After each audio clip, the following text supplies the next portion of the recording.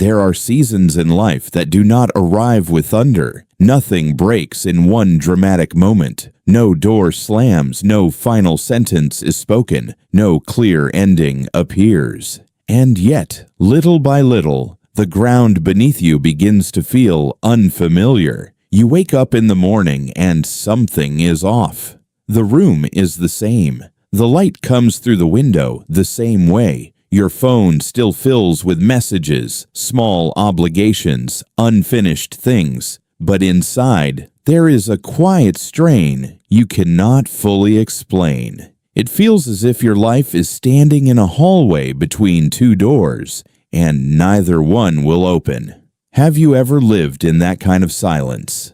That strange place where things have not fallen apart completely, but they no longer feel steady either. Where you are not in open ruin, but you are no longer at peace.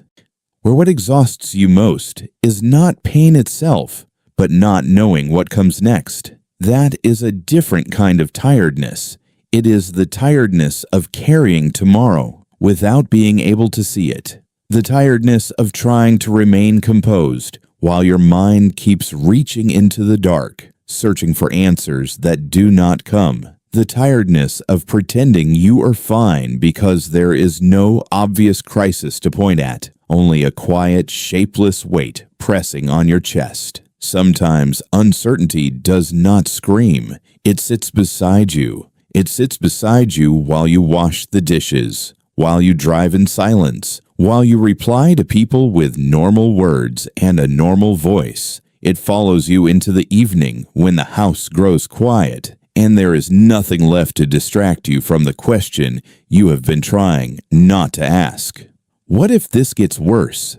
What if the thing I fear is already beginning? What if I am not ready for what is coming? And perhaps the hardest part is that uncertainty makes you doubt not only the future, but yourself. It makes you question your strength before anything has even happened. It makes you rehearse losses that are still invisible. It makes you suffer not only from what is real, but from what might be real. That is why this kind of fear can feel endless, because it does not have one face. It changes shape every day. One day it is about money. Another day it is about health. Another day, it is about someone you love growing distant, or a job becoming fragile, or a life direction that once felt clear, but now feels dim and far away. You try to solve it in your head. You try to think your way into safety. But the mind, when frightened,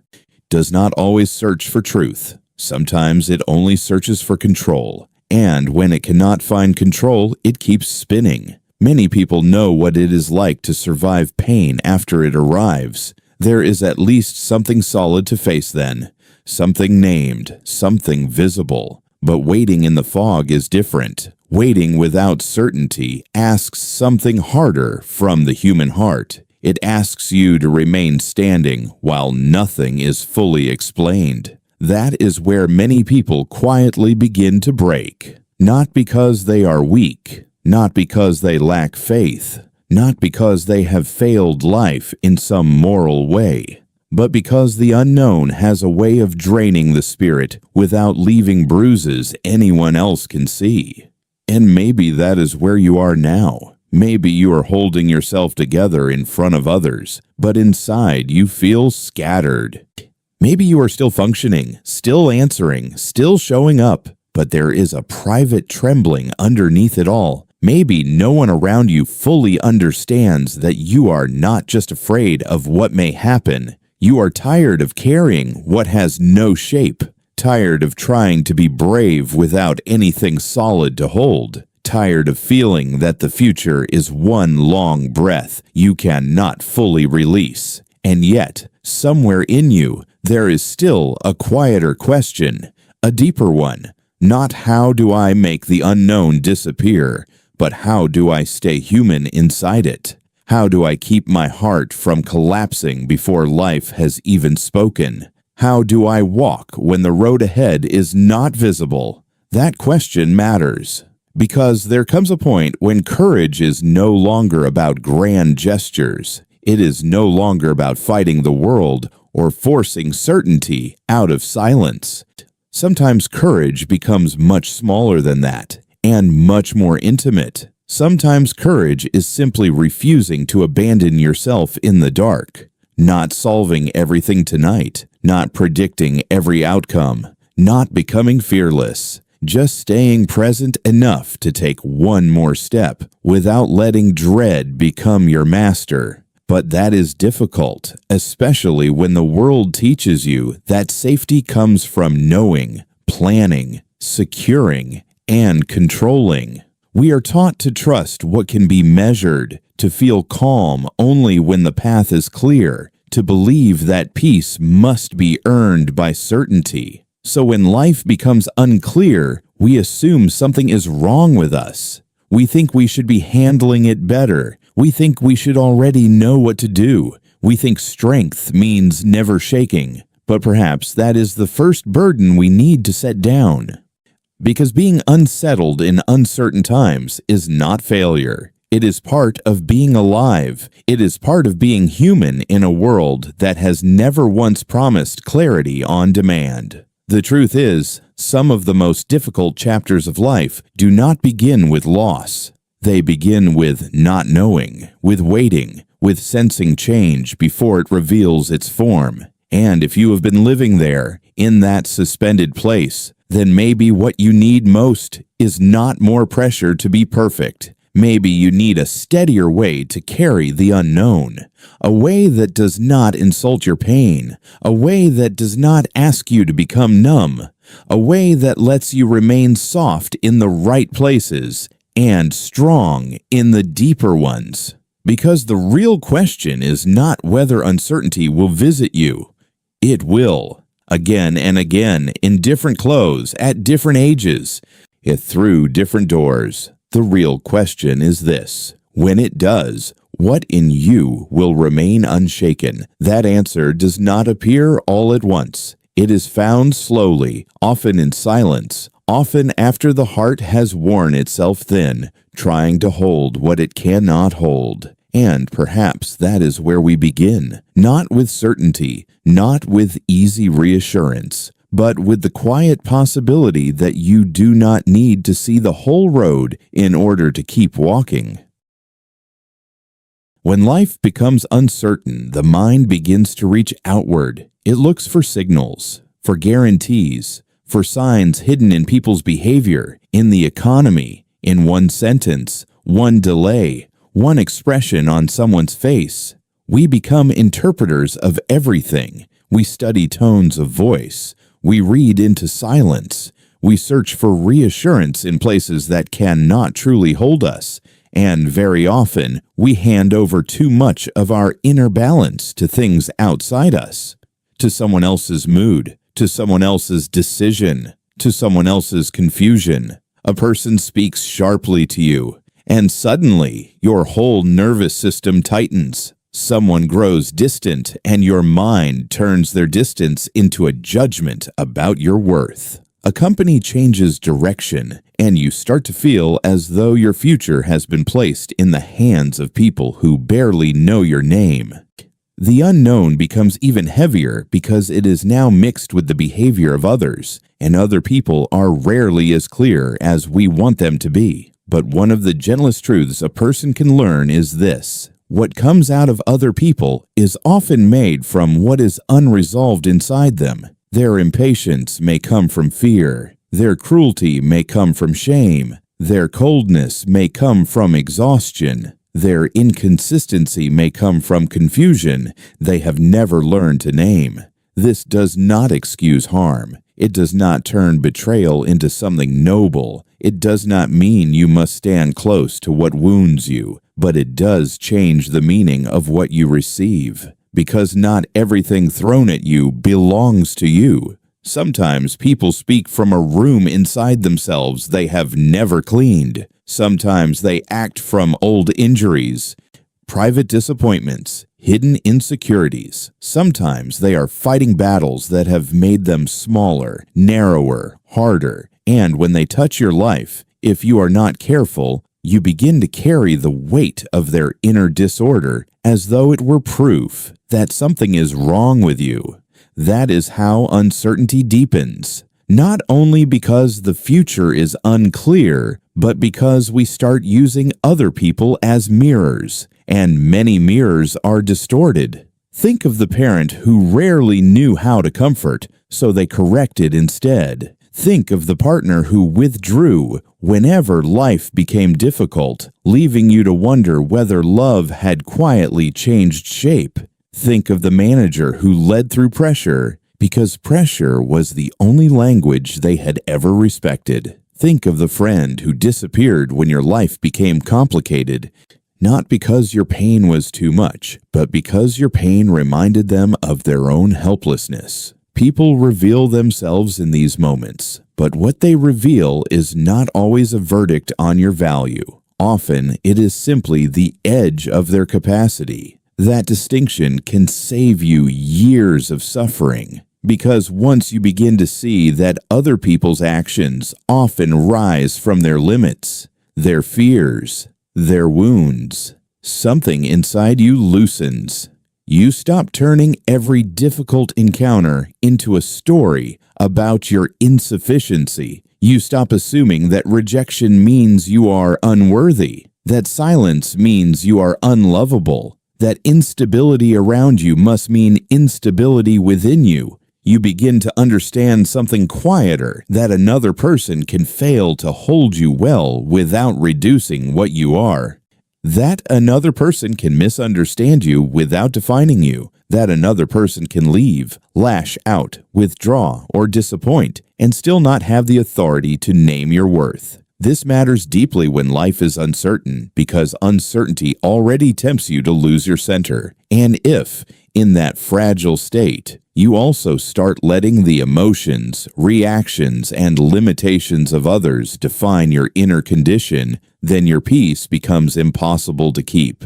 It is like trying to steady a candle in the wind by asking the wind to be gentler. You will be exhausted. The wiser path is not to demand that the outside world become predictable. It is to learn what within you does not need the outside world's permission to remain upright. That does not happen in one noble moment. It happens in ordinary life.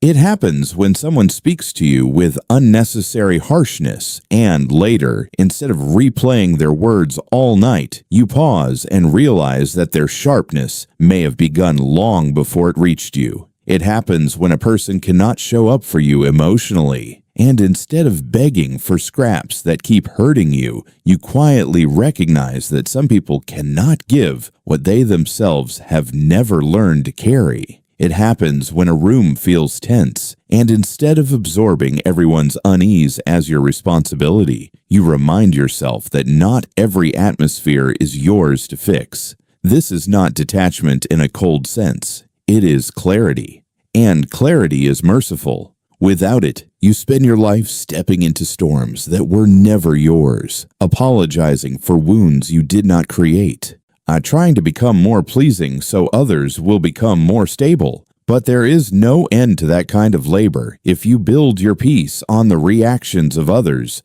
peace will remain fragile. There is another way. To see clearly that people are often speaking from what they cannot master. To meet that truth without bitterness. To stop taking every disturbance personally. To stop making yourself smaller in the hope that unstable things will stop shaking. This does not mean the unknown becomes easy. It means your heart becomes less available to needless injury. It means that in a season where so much already feels unclear, you begin to reclaim one essential thing: the right to remain inwardly intact.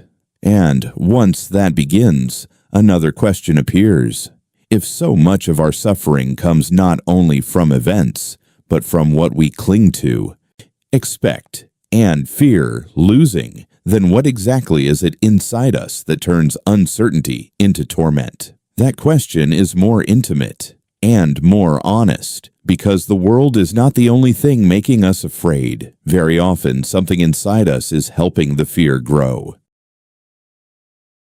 There is a kind of pain that comes from life, and there is another kind that comes from the stories we wrap around life when we are afraid. Most people do not suffer only because the future is unclear. They suffer because the unclear future threatens something they are deeply attached to: an image, a hope, a person, a version of themselves, a plan they built quietly in their heart and began to trust as if it were already promised. That is why uncertainty feels so personal. It is not just that tomorrow is hidden. It is that something in us wants tomorrow to confirm that we are safe, chosen, stable, respected, loved. And when tomorrow withholds its answer, the deeper fears rise. Maybe I will lose what I need. Maybe I will lose who I thought I was. Maybe I will discover that what I counted on was never really mine.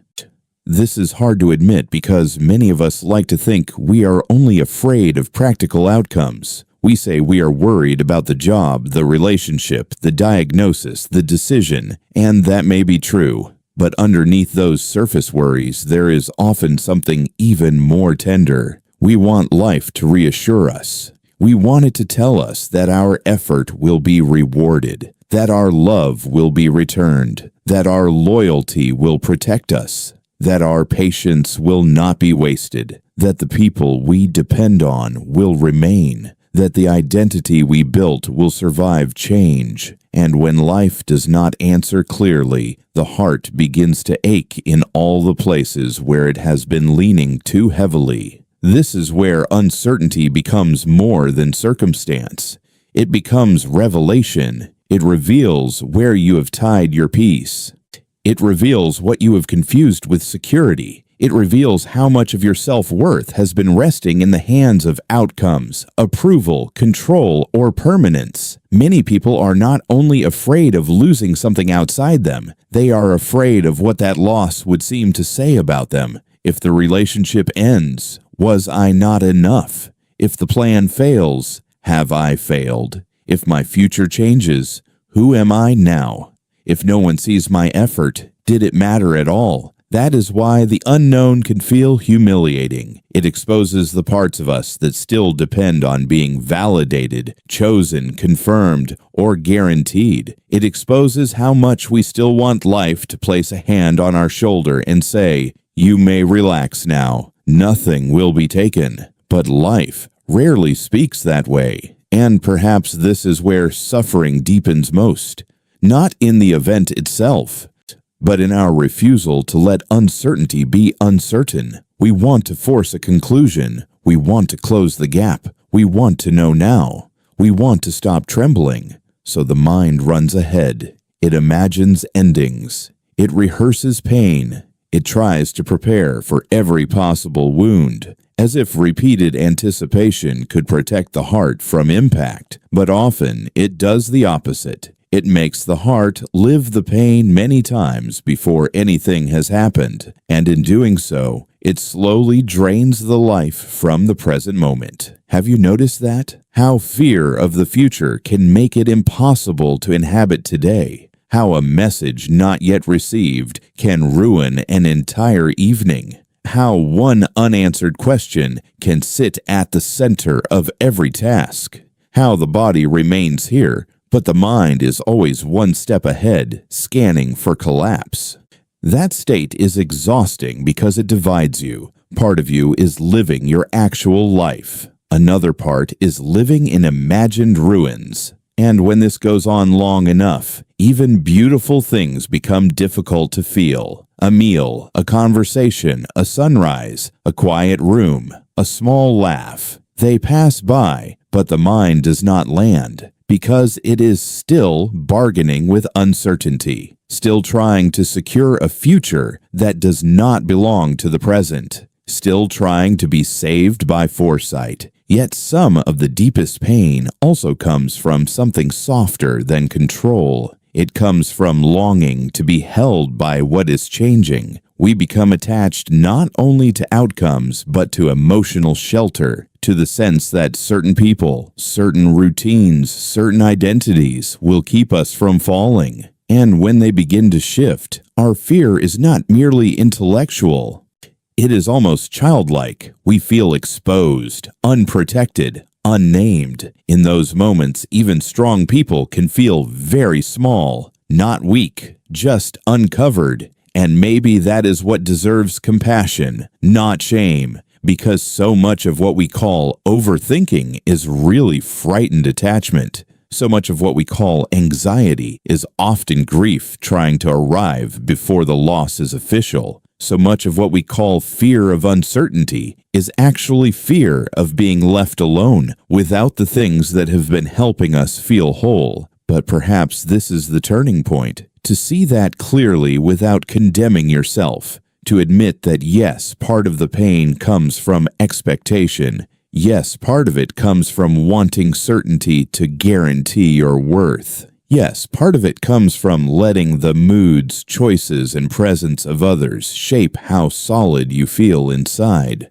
And yes, part of it comes from attachment to a future image you cannot control. That honesty is not defeat. It is the beginning of freedom, because what you can see clearly, you no longer have to obey blindly. And slowly, in that quiet honesty, another kind of courage begins to form. Not the courage of pretending not to care, not the courage of becoming cold, not the courage of suppressing every tremor in your chest, but the courage of remaining with yourself without turning away. The courage of saying, I see where I have been leaning too hard. I see what I have been asking the future to do for me. I see how deeply I have wanted answers, protection, certainty, and recognition. And still, I will not abandon myself for being human. That is a gentle kind of strength. And from there, life becomes less about controlling the unknown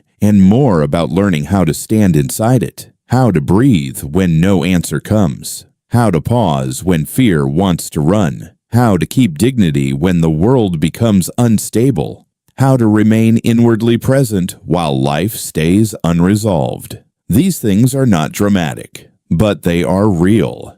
And they can be practiced, not someday, when life calms down. Now, in the middle of the unfinished chapter, most people imagine courage as a feeling, a rush of confidence, a strong moment, a voice inside that says, I am ready. But in ordinary life, courage is often much quieter than that. Often it looks like restraint. It looks like not answering immediately when fear wants to speak for you. It looks like sitting with an uncomfortable silence without rushing to fill it. It looks like delaying reaction long enough for clarity to return. It looks like choosing not to hand your dignity over to a moment that is already unstable. This is where strength stops being an idea and becomes practice. Imagine you are waiting for important news, a result, a decision, a reply that could change the direction of something you care about. Hours pass, then a day, then another. Your mind begins creating explanations. Maybe it is bad. Maybe they changed their mind. Maybe I should send another message. Maybe I already know the answer and I just do not want to face it. In that moment, one path is immediate reaction. You check constantly. You force movement. You let anxiety set the rhythm of the day. By evening, even before any real answer arrives, you are depleted. But there is another path. You notice the panic rising. You do not shame it. You do not pretend it is not there, but you also do not let it lead every next move. You step back from the screen. You make tea. You return to one task that is still yours to do.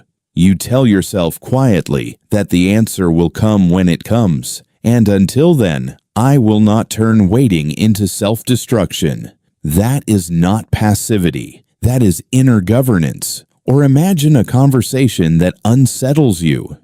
Someone speaks in a way that feels dismissive, uncertain, maybe even threatening to your sense of security. The old instinct is immediate defense, to push back fast, to explain yourself, to prove your value before the other person's judgment hardens.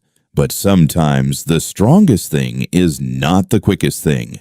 Sometimes it is allowing the first wave to pass, to say less, not because you are weak, but because you know pain speaks too early, to leave the room if needed, to take a walk before deciding what deserves a response, to ask not what will make me feel powerful in this minute, but what will let me keep my self-respect tomorrow. That question changes everything because uncertainty loves urgency. It wants you to move before you understand. It wants you to confuse action with wisdom. But not every immediate move is strength. Some are only fear wearing a determined face. Real steadiness often begins with one simple act. Pause. Pause before the message. Pause before the assumption. Pause before the argument in your own mind becomes more convincing than reality. There is great dignity in that pause. It creates a small distance between what happens to you and what you become because of it. And inside that small distance, you can return to what is actually yours. Your conduct, your speech, your next hour, your attention, your breath, your values when no one is applauding. This is the part people often overlook. When life feels uncertain, they try to control the whole future. But the whole future is too large to hold. It will crush your peace if you try to carry it all at once. The wiser movement is smaller, more grounded, more human. Return to what is in your hands now. Not forever, not next year. Now. Can you speak without bitterness in this conversation? Can you finish today's work without letting dread poison every minute? Can you care for your body when your mind wants to spiral? Can you sit quietly for 10 minutes instead of feeding the storm? Can you let one unanswered question remain unanswered tonight? These acts may seem small. They are not. They are how a person keeps from collapsing inwardly. There is also a kind of courage in silence, not the silence of suppression, not the silence of fear, but the silence of maturity, the kind that knows not everything must be explained, defended, or chased, the kind that understands that some storms lose strength when you stop standing in the center of them. A person sends a cold message. You feel the sting, but instead of replying from hurt, you wait until your words can come from self-possession. A relative pressures you with their own anxieties. You listen but do not absorb all of it as your duty. A situation remains unresolved for longer than you hoped. You keep showing up to life without turning uncertainty into your identity. This is how dignity is preserved, not by controlling events, but by refusing to let events dictate the quality of your soul. There may still be hard outcomes. There may still be loss. There may still be disappointment you cannot prevent. Courage does not guarantee that life will become gentle. It simply ensures that when difficulty arrives, it does not find you already surrendered to chaos. And that matters, because many people are defeated long before life touches them, not by events, but by the habit of inward collapse, by the way they speak to themselves in uncertain times, by the speed with which they turn fear into fact, by the way they let tomorrow rob today. But this can change, slowly, through practice so modest that others may never even notice. A steadier morning routine, a walk without your phone when the mind grows loud, writing down what is actually true instead of what fear predicts, taking one responsible step instead of 10 frantic ones, letting your face soften, letting your shoulders drop, letting this hour be only this hour. These are not tricks. They are forms of self-respect. And over time, something profound begins to happen. You no longer need life to be fully explained before you can live it with composure. You no longer need every signal to be positive before you can remain kind. You no longer need the future to promise safety before you can keep your footing. You begin to understand that peace is not built by certainty alone. Often, it is built by the way you carry uncertainty without letting it deform you. And from there, another freedom begins to open. The freedom of not needing to conquer everything outside you in order to remain whole within. There is a quiet maturity that comes when a person is no longer trying to win every invisible battle, not win the argument, not win the explanation, not win the approval of those who cannot see them clearly, not win against time or change, or the stubborn fact that life moves in ways no one fully controls. For a long time, many of us live as though peace will arrive after victory. After we prove ourselves, after the outcome goes our way, after the person understands, after the future becomes clear. But what if peace has been waiting somewhere else entirely? What if it begins the moment you stop trying to force life to reassure you? This is not resignation, it is release. A deeper kind of strength appears when you no longer need to dominate every uncertainty with certainty of your own. When you no longer need to chase every closing door, when you no longer measure your worth by whether you can make people stay, respond, approve, agree, or choose you. There is a strange lightness in that, not because nothing matters, but because not everything has to be carried as a personal test. The uncertain future is not always an accusation. Someone else's distance is not always a sentence against your value. An unanswered question is not always an emergency. A changing path is not always the destruction of your life. Sometimes it is simply life moving. And when you stop wrestling every movement to the ground, you discover how much energy was being lost in resistance. Think of how tiring it is to constantly prove you matter, to prove you are right, to prove you are needed. To prove that your fear is justified, your pain is visible, your effort is enough. There is no rest there, only endless negotiation with the world. But the inwardly stronger person begins to leave that way of living behind, not because they become indifferent, but because they become anchored in something less fragile than public confirmation or perfect outcomes. They begin to understand that dignity does not need witnesses, that calm does not need applause, that walking away from what diminishes you is sometimes more powerful than staying and being slowly undone, that not chasing can be a form of wisdom, that not forcing can be a form of courage. This changes the way uncertainty is felt. The unknown is still unknown, yes, but it no longer has full access to your identity. It no longer gets to decide whether you feel substantial as a human being. It no longer sits on the throne inside you because something deeper has taken its place. A quieter loyalty to your own center. You start noticing it in simple ways. You no longer explain yourself to everyone who misunderstands you. You no longer tear yourself apart trying to read every silence. You no longer treat every delay as disaster. You no longer beg the future to tell you that you are safe before you permit yourself a little peace. Instead, you begin to live with a different kind of posture, more spacious, more deliberate, more inwardly free. And freedom in this sense is not the freedom to control everything.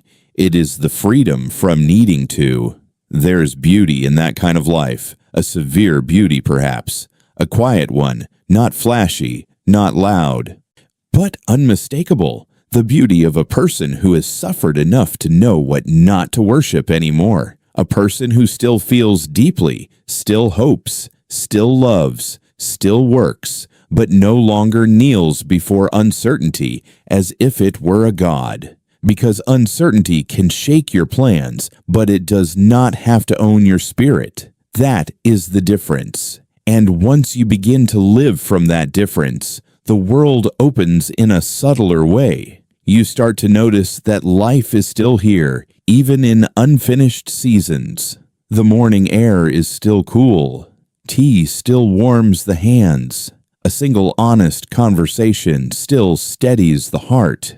The sky still changes color in the late afternoon. There are still small places where grace enters quietly without solving everything first. You begin to trust those moments more, not as guarantees, but as reminders. Reminders that life does not only exist at the far end of certainty, it also exists here, in this unfinished hour, in this half-lit season, in this breath that has not yet decided what tomorrow means. And maybe this is what courage becomes after enough inner work. Not the demand to know, not the demand to conquer, not the demand to be unafraid, but the willingness to remain open, upright, and undefended in the presence of what cannot yet be answered. Like someone standing at the edge of evening, watching the last light rest on a quiet road, not because they know exactly where it leads, but because something in them has finally stopped asking the horizon for permission to keep walking. Perhaps that is enough for tonight. Not a perfect answer, not a final certainty, only this, that you do not need to see the whole road to keep your footing on the part beneath you. That fear may still visit, and questions may still remain, and tomorrow may still arrive carrying things you did not ask for. But none of that means you are lost. It only means you are alive in a world that does not reveal itself all at once. And maybe the heart grows wiser when it stops demanding light for every mile. Maybe it learns to trust the next step, the next breath, the next quiet act of not giving itself over to panic. There is something deeply human in that, to tremble and still remain, to not know and still continue, to feel the night around you and still protect a small flame within. You do not need to become harder. You do not need to become colder. You do not need to stop caring in order to stop collapsing. Sometimes the deepest courage is simply this: to stay gentle without falling apart, to let life be unfinished, to let the future remain unopened, to let your soul sit down for a moment, here, in the middle of all it cannot solve. And if the world is quiet tonight, let it be quiet. If no answer comes yet, let that be true too. If your heart is still a little afraid, do not punish it for that. Just do not leave it alone in the dark, because there are seasons when courage is not a sword. It is a lamp, small, steady, enough. And sometimes that is how a person makes it through, not by mastering the unknown, but by refusing to kneel before it. The road is still hidden, but you are still here,